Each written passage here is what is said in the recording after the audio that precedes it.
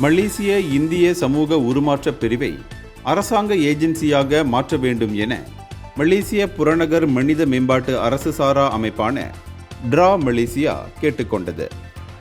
மித்ராவை அரசுசார் சட்டப்பூர்வ அமைப்பாக அல்லது நிரந்தர ஏஜென்சியாக மாற்ற வேண்டும் என்று டிரா தலைவர் எஸ் சரவணன் கூறியதாக மலேசியா கினி செய்தி வெளியிட்டுள்ளது.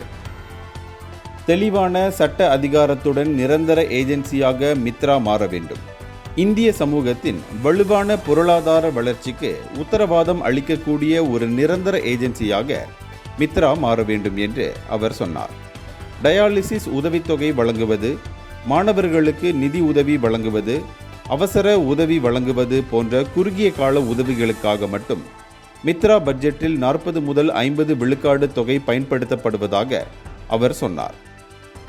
இது மிக முக்கியமான தேவை என்றாலும் இந்திய சமூகத்தின் வளர்ச்சிக்கு இது மட்டும் போதுமானது அல்ல என்று அவர் வலியுறுத்தினார். இந்தியர்களின் இதய குரல் மக்களோசை.